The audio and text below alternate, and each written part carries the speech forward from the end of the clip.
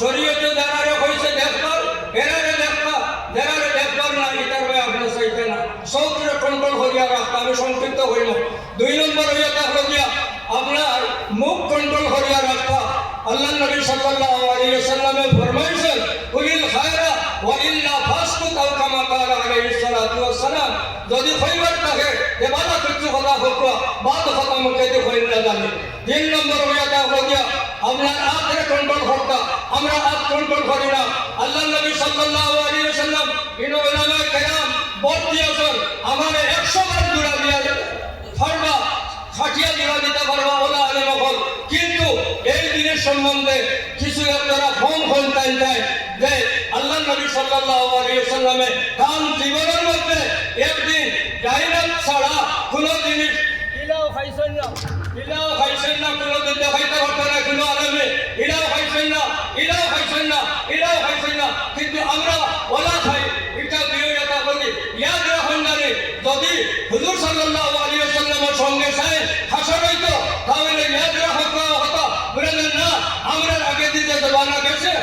দিয়ে আজ থেকে নিয়া আর ডাইরেক্ট সারা করে দিবি শয়তান না ওয়াদা হইতো না इंशाअल्लाह तो है ना आपने कंट्रोल करिया रखबो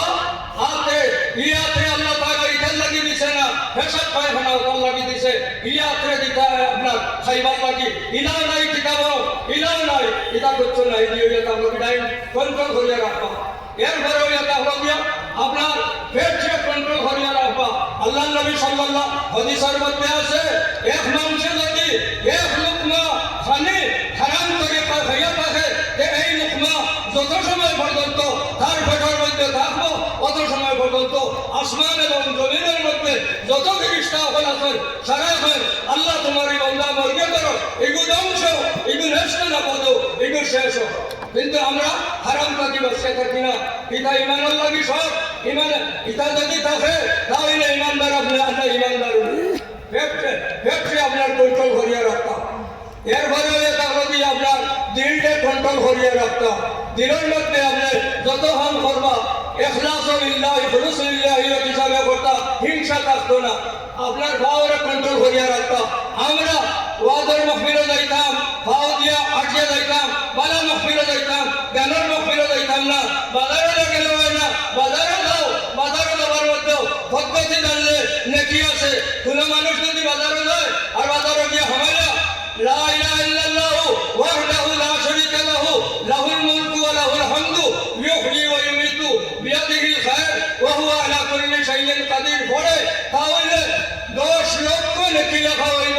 এরপরে কি কইয়া যদি তার 10 লক্ষ গুনাহ খাতা হইব এরপরে 10 লক্ষ দরজা বুলন্দ হইব কথা যদি যাও বাজারে না গেলে তো হইতো না নিজের খরচ পাতি আনতা বহু প্রবলীর আনতা গতিকে কলিমায় তৌহিদ পড়িও আল্লাহ পাক পরওয়ারদিগারে আলমে ওয়ালা সব দিব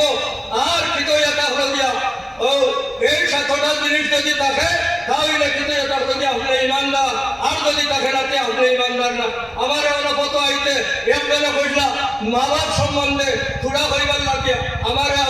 প্রিন্সিপাল সাহেব দিয়েছেন 2 মিনিট আমার 2 মিনিট হইয়া বসছে ওই রুশে কইয়া আমার কথা হইয়া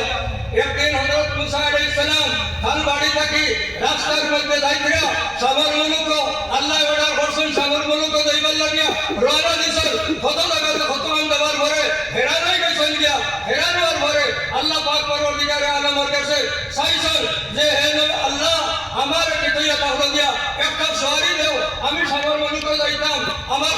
ফারিয়ান না আটতে আটতে আগে তো গাড়ি ঘোড়া আসলো না এরপরে এটা সওয়ারি আসলো উট আর ওটা দিয়ে কইয়া আখিয়া খালি আখা ও কইলা আল্লাহ পাক পরওয়ারদিগারে আলমে হযরত জিবরাইলকে পাঠাইলা কইলা ও কথা যে যাও আমার মুসারে হইও ও কথা বহুত এক কিলা আছে সামনে ও কিলা দেইতা ইয়া ভাই দুবলির মধ্যে এক বেটায় নামাজ পড়ে এরা কইবা সওয়ারি দিবার লাগিয়া ও হযরত মুসা আলাইহিস সালাম ও কিলা গেছেন ইয়া ভাই এক বেটায়